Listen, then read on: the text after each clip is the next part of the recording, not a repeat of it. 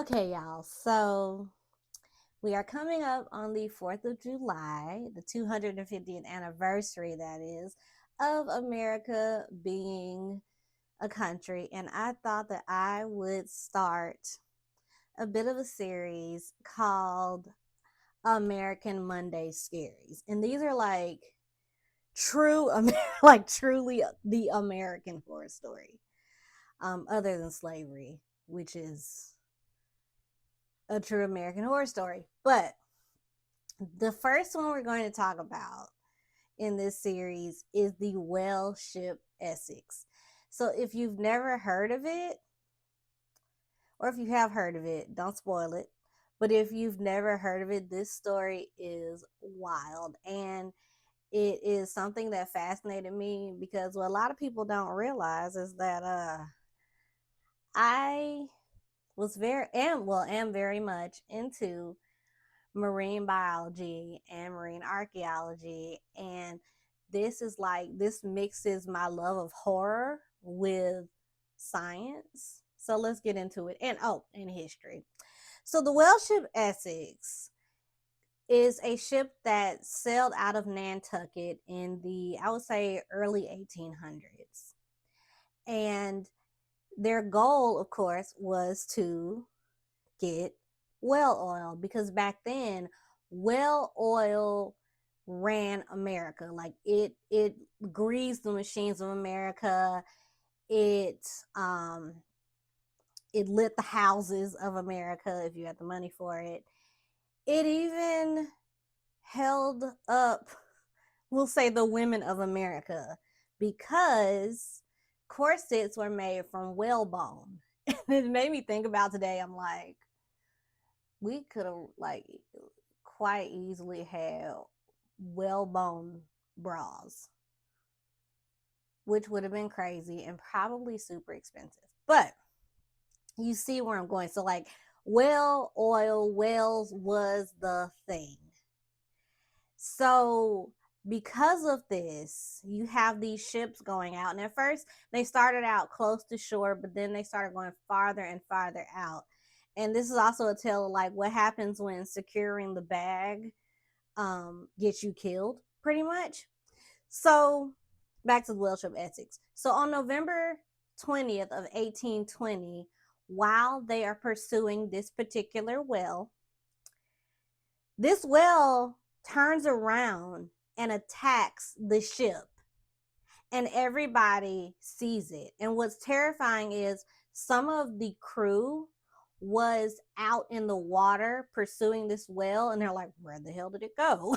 And it ends up, like I said, attacking this ship.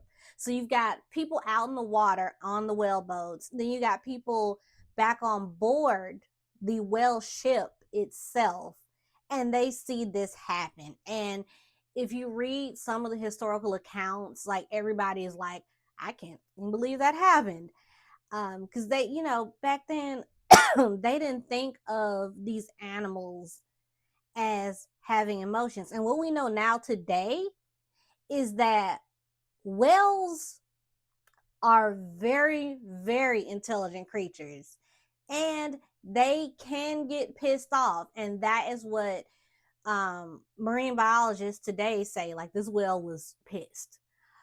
But that's not the American horror story part of it, the terrifying aspect of it. So what's terrifying is these men then have to hurry up and get off the ship, because once the whale hit the ship, the technical term is once the ship was stove by the whale, as the Captain Pollard said, they ended up having to abandon ship. Now, they are in the middle of the Pacific Ocean. And even scarier is that they're like nowhere near land. They were, I think the number was 2,400 miles off of the country of Peru. So they are like way off, like they're off South America, like way the hell out there. And what's even more messed up is they went farther out because, again, they wanted to secure that bag. They wanted to rather get more oil, well oil, so they could make that money when they got back. And what's even more messed up is that, like, it was the owners and I think the captain that got most of the share. Everybody else beneath that didn't get much of what they call a share. So, anyways, so now it's 20 men that have survived this wreck. And they spent days upon days on the ocean. They did run into an island that was called, I think it was Ducey Island, and 3 men would stay on the island because they're like, nah, we ain't. Because after being in those tiny whaleboats for too long, like not the ship, the whaleboats itself, they were like, yeah, nah, deuces, literally deuces. So so the other ship, the other crew, rather, the rest of the crew, they get in the whaleboats and they're like, we'll take our chances out on the sea while the others took their chances on land. Now this is where it gets graphic, so content warning. They got so desperate for food that they had to resort to cannibalism. And it was brutal. Like, if you read the accounts, they talk about how they dispatched the body, how they cooked it. I think some of them ate it. I don't even think they cooked it. They ate it raw. Because they had, when they initially got off of the ship, they had to abandon ship, they didn't have a lot of food. So they had to resort to cannibalism. And they said that when the remaining survivors that were in the boats, because, okay, so there were 5 survivors left in the boats and then 3 on that island. But the ones in the boats, when they found them, they said that one guy was holding on to basically the remains of his shipmate, the bones of his shipmate, trying to suck the marrow from the bone. So it was a very brutal process, or a very brutal experience that they went through.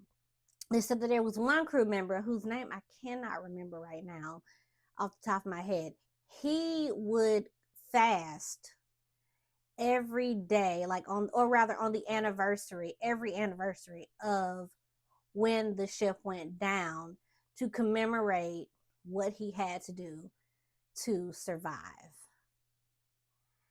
And as for the captain, Captain Pollard, he ended up going out to sea, going back, as a captain. But every boat that he was on following the Essex would sink. So eventually he was just like, yeah, nah, this ain't for me. So that is the story of the whale ship Essex in short. I'm planning on doing a video on this on my channel. But here's one more little cool tidbit. And like I said, all of y'all that know, don't spoil it. So the whale ship Essex tragedy, the tragedy of the whale ship Essex, as it has been come to be known as, is the basis for Moby Dick by Herman Melville. You know, the novel that we all had to read in high school, that I'm actually reading now because I didn't read in high school. I wasn't in them classes. But it is the basis for Moby Dick. And here's the terrifying part. Where the whale ship Essex tragedy begins is where the novel ends. And I don't think that's a spoiler. I mean, this book has been out for hundreds of years. But yeah, where the tragedy starts is where the book ends, where Herman Melville ends it. And he got his account from Owen Chase, from his it was a book that he wrote. And Owen Chase was the first mate on the Essex. So Melville had some pretty good information to use there. So that is the first of the American Monday Scaries. Monday American. I'm going to get it right.